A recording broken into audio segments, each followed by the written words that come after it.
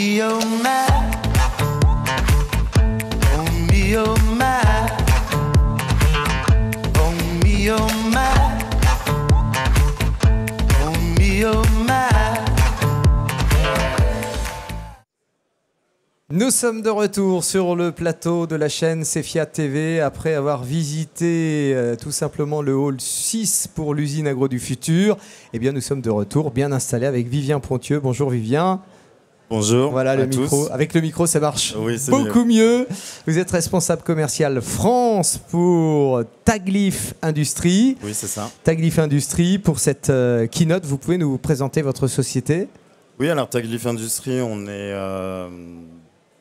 leader dans la production de films en BOPP, CPP et BOPLA également, donc une gamme biosourcée, compostable et biodégradable.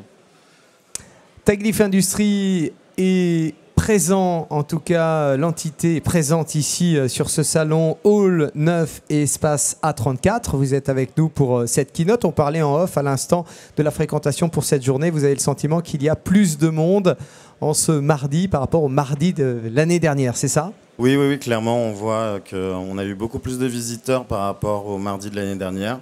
Et donc, on espère que le mercredi, donc demain, sera beaucoup plus occupé que l'année précédente également. On a eu des nouveaux prospects aussi, donc c'est toujours très positif. C'est une bonne journée pour vous. Très bonne journée.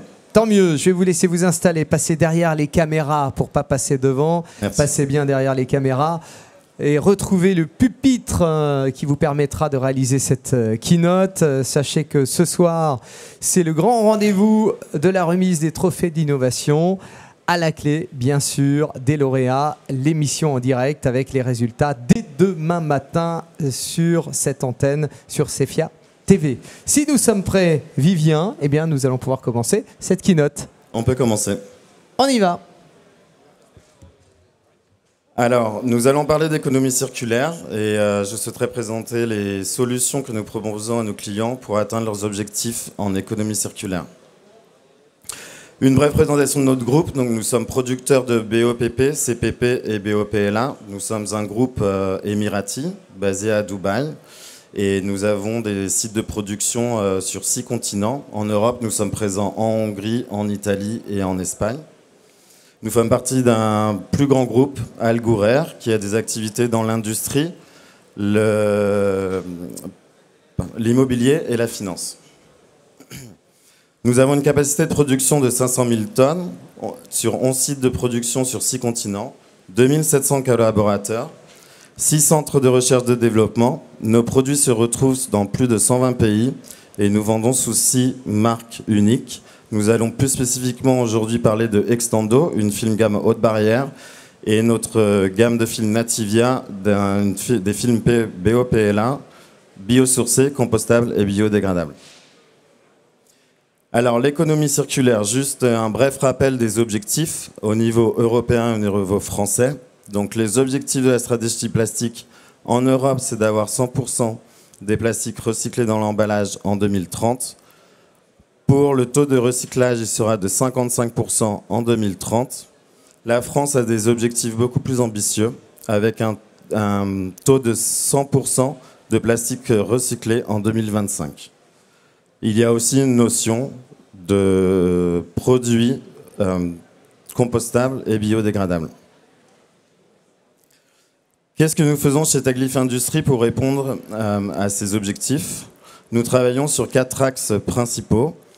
D'abord, la production du produit, la performance de nos produits, le monomatériau, recyclabilité et compostabilité, et la durabilité. Tout d'abord, la protection du produit. Donc, éviter la contamination grâce à une barrière fonctionnelle, la conservation des produits, donc moins de gaspillage, ce qui fait partie aussi de l'économie circulaire, et à durée de vie allongée des produits. Garder la fraîcheur du produit qui permet de conserver une image de la marque.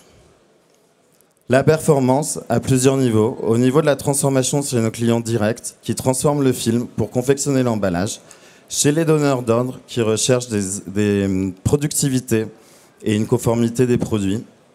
Chez les distributeurs qui cherchent à garder la préférence consommateur. Et chez les consommateurs pour une image de marque, une adaptation à leur mode de vie, notamment nomade, et leur pouvoir d'achat. Le troisième pilier, la recyclabilité, le monomatériau et la compostabilité. Donc la résine polypropylène sur laquelle nous travaillons est facile à recycler et à réutiliser. Nous pouvons proposer des matériaux 100% PP avec des films OPP et CPP, donc casse polypropylène. Nous travaillons sur l'utilisation de recyclés, l'incorporation de recyclés post-industriels et post-consommateurs. Et enfin, nous proposons une gamme également biosourcée compostable. Enfin, sur le développement durable, nous proposons la fibre biosourcée Nativia, qui nous permet de se détacher des ressources pétrolifères.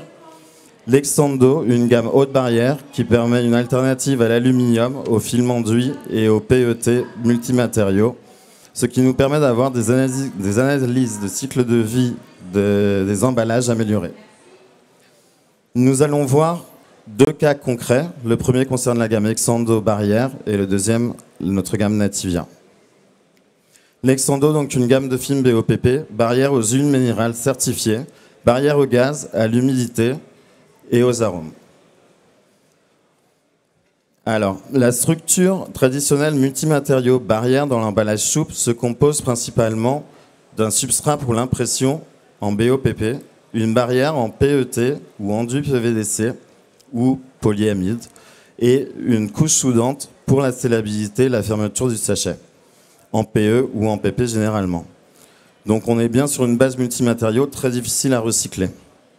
Ce que nous proposons avec notre gamme Extendo, c'est de passer sur une structure monomatériaux polypropylène, en gardant un film polypropylène pour l'impression, un film barrière polypropylène sans PVDC et un film soudant PP. Nous sommes bien donc sur du monomatériau polypropylène, ce qui facilite le recyclage des structures.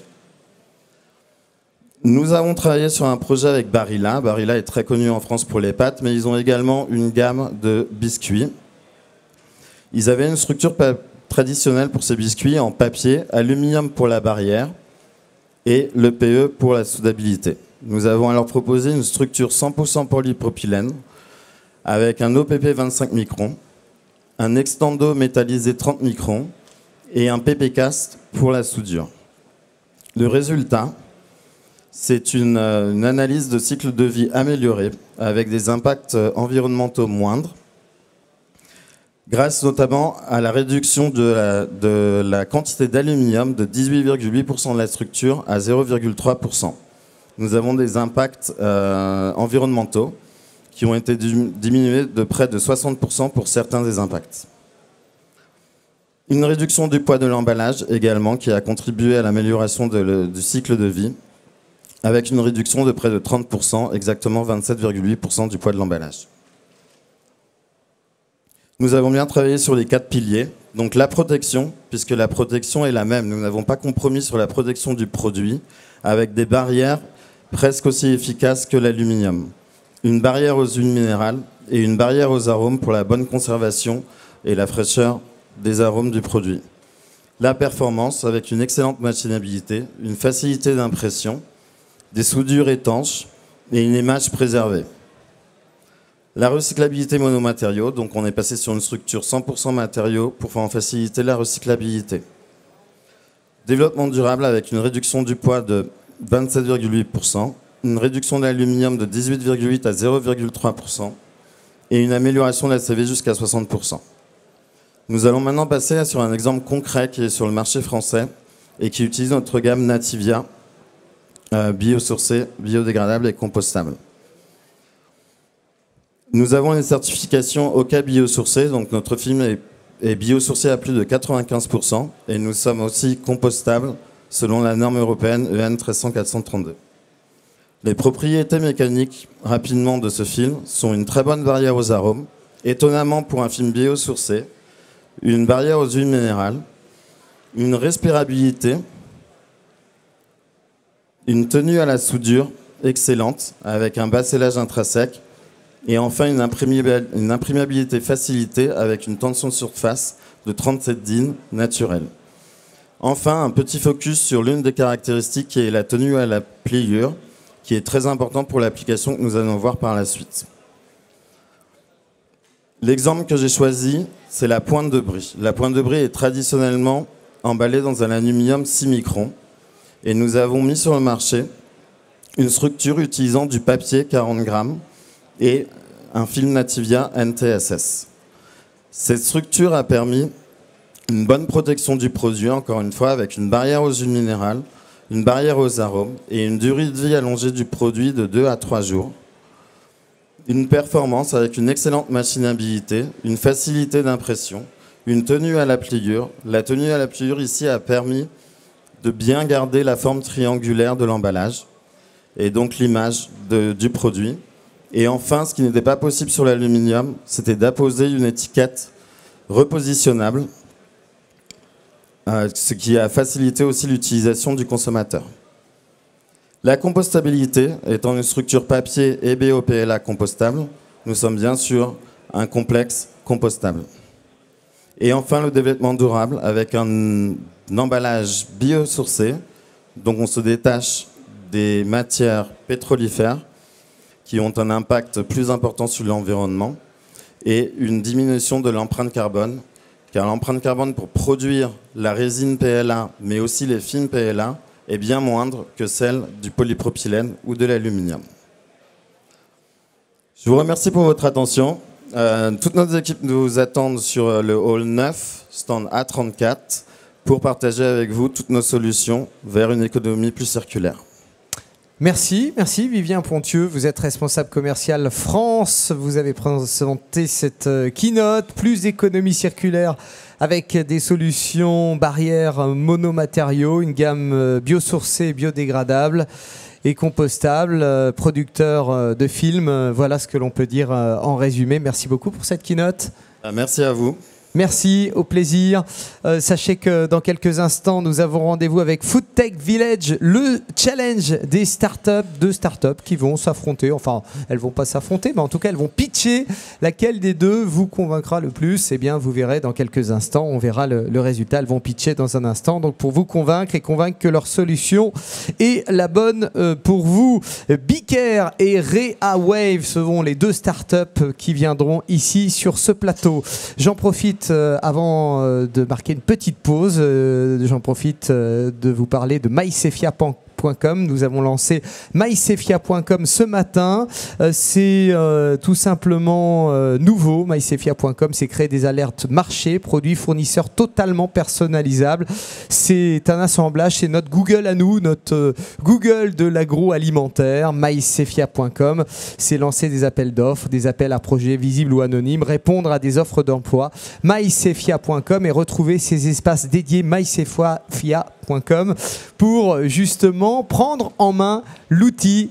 Inauguration, c'était ce matin lors de la première émission, notamment avec Sébastien Gillet, le directeur du salon du CEFIA. On se retrouve dans un instant. À tout de suite. Oh me, oh my. Oh me, oh my. Oh me, oh my.